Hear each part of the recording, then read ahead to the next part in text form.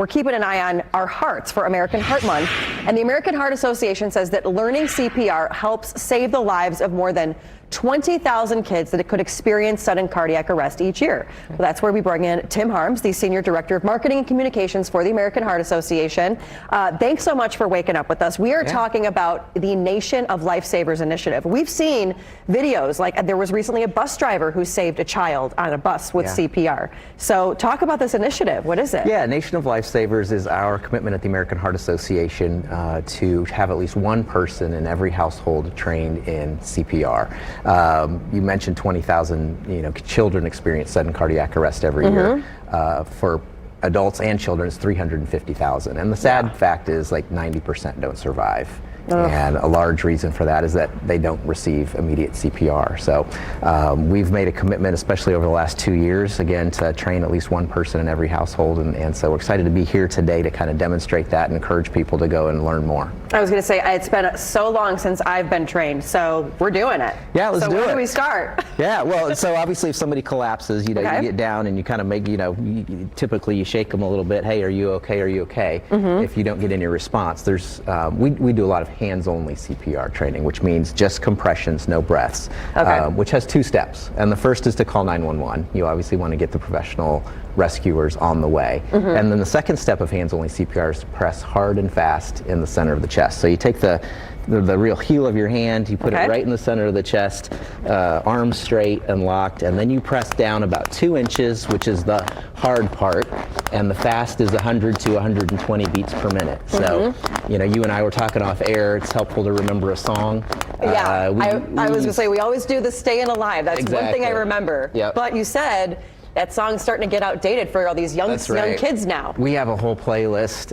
One of my coworkers always does Baby Shark, and nobody wants that stuck in their head. Nobody. So don't even think about Baby Shark. Think about Staying Alive when you're doing it. But you want to keep those compressions going, obviously, until EMS arrives and can take over. Now, the other question too is, let's say you're doing it, and let's say the person starts coughing and all that. I mean, when do you know when to stop? Yeah. If they were to start coughing, become conscious again, you would definitely stop. Definitely stop. But if they're unresponsive, then you keep going.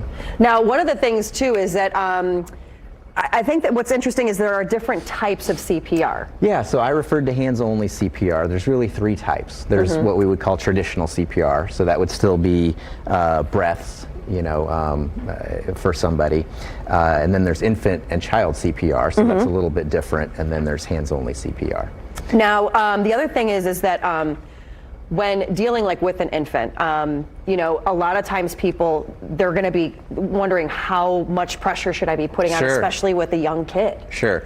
Yeah, so typically typically teens and adults, like we said, we use both of our hands. For children, and that's, again, depends on size and things like that. It's roughly 10, 11 years old and younger. You would just use one hand. Would be enough pressure. And for infants, you just use 2 fingers. 2 fingers is typically enough to compress their chest, ½ inch to an inch for just an infant to keep it going.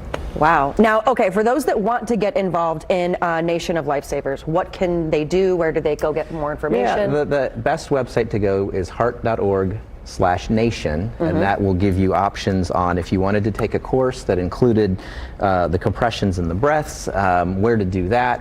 It would have a video on hands-only CPR and more information on that. That's the best resource. Now, you guys, Friday is Wear Red Day. It is. But what other events do you guys have coming up as well? Well, we've got several opportunities for people to learn CPR in the community. We're going to be at the Indy Fuel game this coming Friday. Very cool. We're going to be at the Pacers game on the 23rd, so those would be great opportunities to stop by the table that we're at in the concourse at those events. And then, of course, February is big for us with our Go Red for Women movement and women's heart health, and our annual luncheon is the last day of February, the 28th. Very cool. Well, you can see all of that and more on our website, wishtv.com. We'll have tons of information there. Tim, thank you so much for coming in and giving me this demo, and hopefully you guys can get out there as well and do a demo as well, because you never know when you might have to help save a life.